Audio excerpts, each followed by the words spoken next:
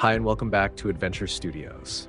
In today's video, we are going to dive into the icy world of survival and resilience through a 2018 survival drama film called Arctic. Buckle up as we explore the film's epic survival moments. The movie opens up in the Arctic Circle, where a man named Overgard finds himself stranded after his plane crashes into the icy mountains. Despite being stuck in the frigid cold weather, Overgard refuses to give up and is determined to survive until he is rescued. With frostbitten limbs, Overgard forces himself to shovel snow using a piece of his broken aircraft to carve a large SOS in the snow. Hopeful that someone will come to his rescue, he then returns to the makeshift shelter that he had made from the wreckage of his plane. He goes through the motions of his daily routine, which includes checking on his fishing lineup. Every day, Overgard spends hours mapping out the area and running a distress beacon powered by a hand-cranked dynamo, in hopes that any aircraft passing by will be able to pick up on the signal before he freezes to death. Luckily for him, he manages to catch a fish, but since it is a rare commodity, he stores it in an icebox before heading back to the plane, where he meticulously cuts the fish and savors it. Once he is done with his meal, he heads out with his distress beacon and hand-cranked dynamo. On top of the mountain, surrounded by nothing but his own solitude and endless snow, Overgard gets to work and starts turning the hand crank around to activate the signal. However, as per usual, help never arrives, no matter how long he waits. By the time it starts to get dark, he returns home and prepares to sleep for the night. At this point, he notes frostbite creeping into his feet, but since he does not have much of a choice, he settles in and falls asleep. Early the next morning, Overgard wakes up but does not find any relief in it, knowing that help will not arrive. Despite this, he gets ready for the day and heads out to the memorial that he had made for his fallen comrades before heading back. As soon as he returned to the wreckage site, Overgard knew that something was off. Call it survivor's intuition, but he cautiously moves around until he spots an open icebox. When he goes closer to inspect it, he finds that all of the fish that he had been gathering over the past few days are now gone. To make matters worse, he notices a paw print nearby, which could only mean that he is not as alone as he had thought. With his adrenaline at an all-time high, Overgard rushes back to his shelter and locks the doors. He spends the rest of the day locked inside, just to make sure that the animal is gone. The next morning, although Overgard is still nervous about heading out, he knows that he does not have a choice since he needs to send the distress signal. As he is on his way to send out the signal, he notices a lone polar bear, just like him. Without provoking it, he begins turning the hand crank, but the beacon's light remains red. Several hours later, as a storm begins to brew in the distance and the weather takes a turn for the worse, Overgard decides to pack up his things and call it a night. But before he can leave, he finds the beacon's light finally turning green. Through the strong winds and snow, he makes out a helicopter trying to maneuver its way towards him. To help them make out his location, Overgard retrieves one of his flares and lights it up.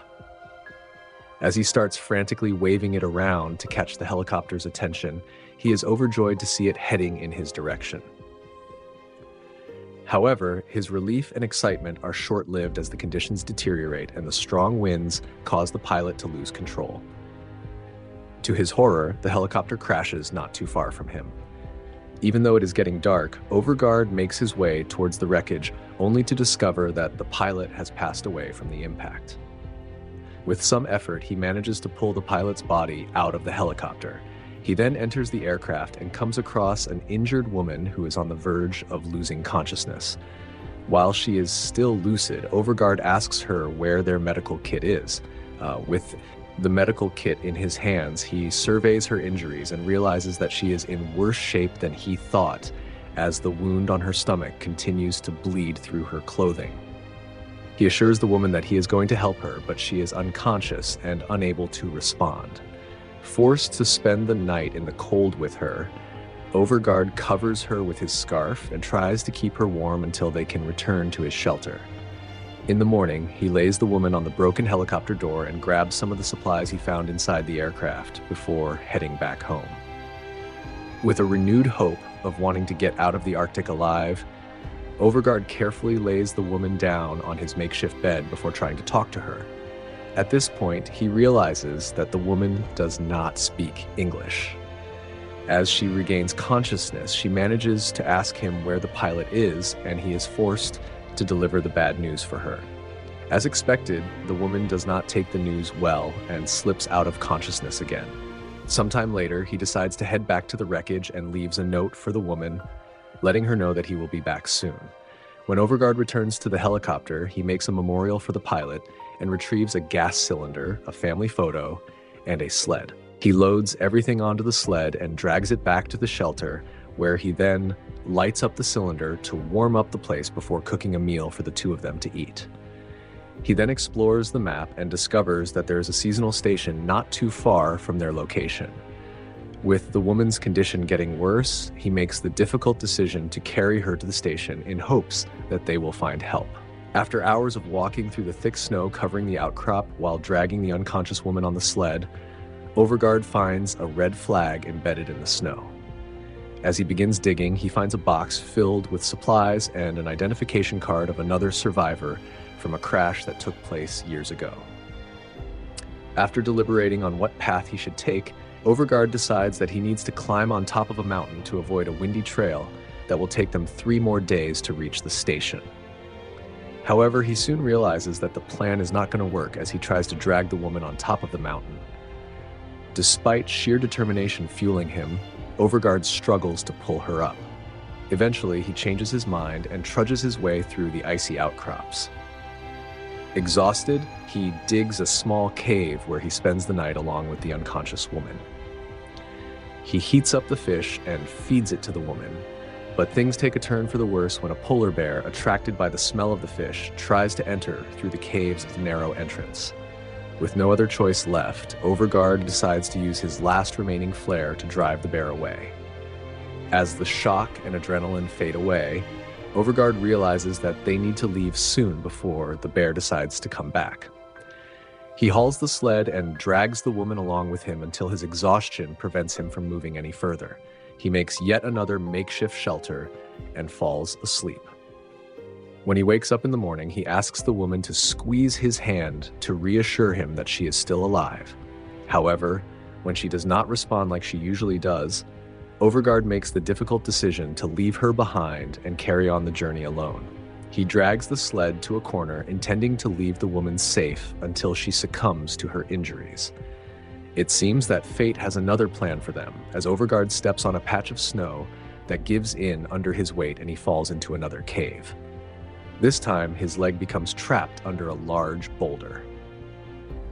At first, he tries to pull his leg out by sheer force, but when this does not work, he lies back down, and for the first time since he had rescued the woman, Overgaard feels overwhelmed and defeated. On the verge of giving up, he decides to try and free himself once again. To his surprise, he succeeds, but not without injuring himself.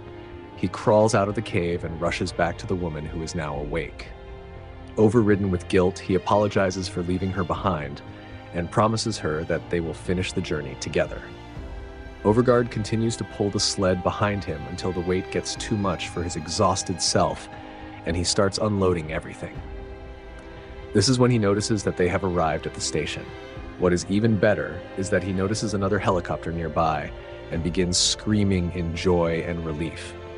When he realizes that the pilot is unable to see him, he resorts to burning his jacket and waving it around. Despite his best efforts, he realizes that the helicopter is moving away from them. Helpless, he lays down next to the woman and accepts his fate, not knowing that the helicopter has landed behind them. Did you enjoy the video? Leave a comment below if you enjoyed the recap and let us know your thoughts. More videos are coming your way soon, so don't forget to subscribe, like this video, and hit the notification bell to stay updated on future recaps. Thanks for watching.